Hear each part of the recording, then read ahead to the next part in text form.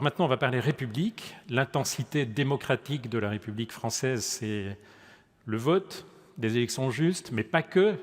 L'intensité démocratique de la société française, c'est une constellation d'organisations qui organisent de manière continue le dialogue paritaire, qui prépare les avancées sociales avant qu'elles ne soient rendues visibles à l'Assemblée nationale, par exemple. Et un de ces organismes est le groupe Audience, dont le directeur général, Frédéric Oliven, va maintenant être devant vous pour vous parler de cette question des acteurs du secteur et du dialogue au sein des acteurs.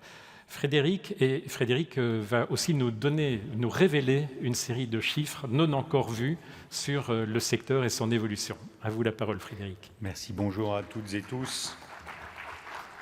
Alors avant de vous commenter quelques chiffres sur l'emploi dans le spectacle vivant en 2022, je voudrais une petite précaution, ce ne sont que des chiffres.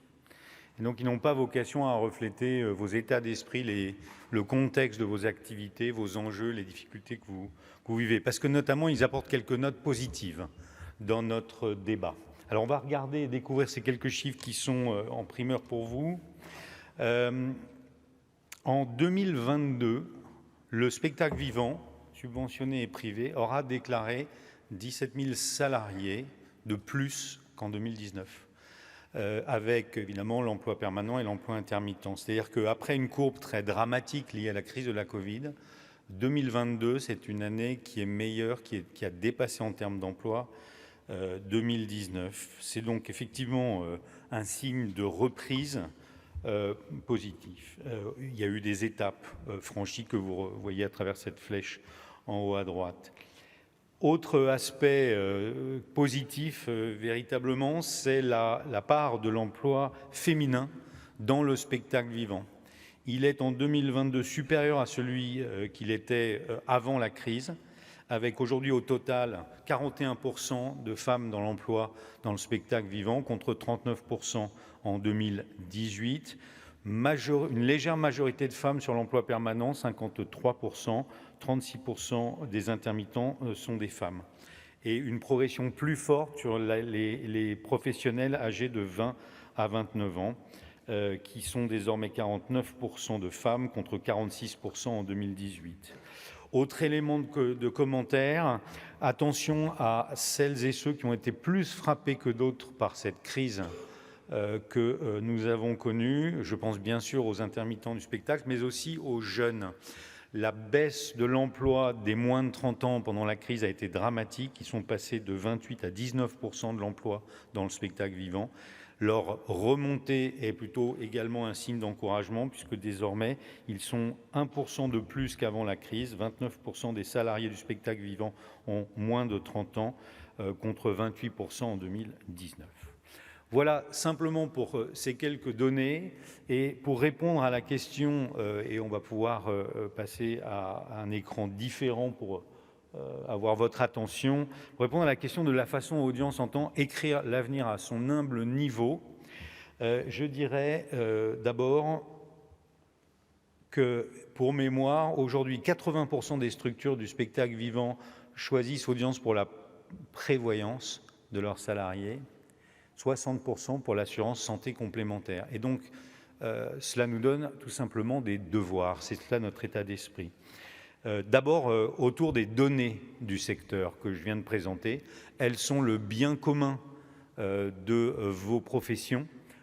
Elles sont représentatives, elles ont une certaine valeur et nous cherchons à en permanence améliorer la production d'indicateurs et leur communication aux professionnels. Et pour ceux qui ne l'auraient pas fait, je vous invite à taper sur vos moteurs de recherche Audience Data Lab et vous accéderez en quelques clics au formulaire d'accès à un outil de manipulation en ligne de ces données qui est extrêmement pratique. Deuxième chose que je voudrais vous dire pour l'avenir, d'abord, au fond, Audience marche sur deux jambes. Une jambe très économique, très technique, très servicielle, une jambe beaucoup plus politique et sociale. Alors sur le plan économique, comment écrire l'avenir quand on est Audience ? La première des choses, c'est qu'on doit, nous, dans les années qui viennent, consolider et faire grandir cet édifice, cette maison commune qu'est Audience. Alors pourquoi Audience doit croître, grandir? Pour 3 raisons. La première, elle est importante, maintenir notre compétitivité tarifaire.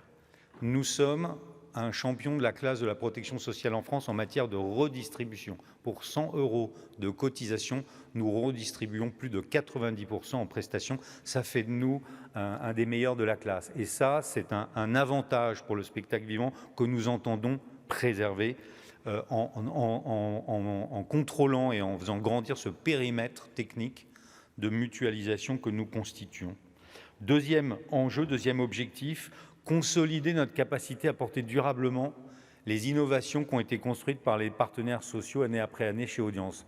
En premier lieu, je pense à la protection sociale complémentaire des intermittents du spectacle, mais aussi, par exemple, l'initiative prise par Audience pour s'inscrire dans la prévention en matière de santé, avec l'ouverture d'un centre de santé à Paris, le pôle santé Bergère, qui était une vraie vision et qui aujourd'hui est un élément national fondamental en matière de santé. On a même un ministre qui s'appelle ministre de la Santé et de la Prévention. On sera au rendez-vous dans les années qui viennent d'une vraie démarche de prévention santé pour le spectacle vivant et la culture en général.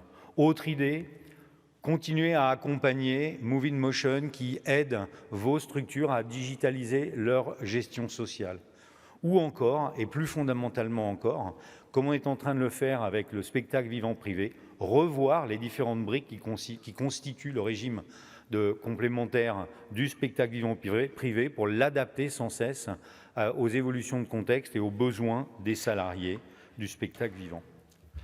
Dernier élément sur l'aspect serviciel, la digitalisation de nos interfaces qui sont à votre disposition. Ceux qui ne l'auraient pas fait, je l'invite à le faire. Téléchargez l'application Audience, elle est là pour vous faire gagner un temps précieux, elle est extrêmement utile, elle est au meilleur niveau de ce qui se pratique aujourd'hui en matière d'assurance pour les particuliers. C'est l'application Audience. Et tout au long de 2023, on va faire évoluer, améliorer nos autres interfaces qui sont là pour vous. Et pour conclure sur notre autre jambe fondamentale, celle plus politique et sociale, construire pour l'avenir un Audience fort, c'est continuer à mener les actions qui sont les nôtres. L'action sociale, tout d'abord. Je rappelle qu'en 2022, Audience a aidé financièrement 6 000 professionnels de la culture. 12 000 ont été accompagnés plus largement, que ce soit collectivement ou individuellement. Deuxième idée, la lutte contre les VHSS, les violences et le harcèlement sexuel et sexiste.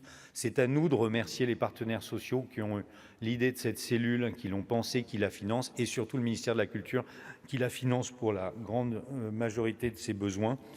Elle a accueilli des centaines de personnes depuis sa création, plus de 150 ne serait-ce qu'en 2022, et nous allons évidemment continuer à opérer cette cellule pour le compte du spectacle vivant et des partenaires sociaux.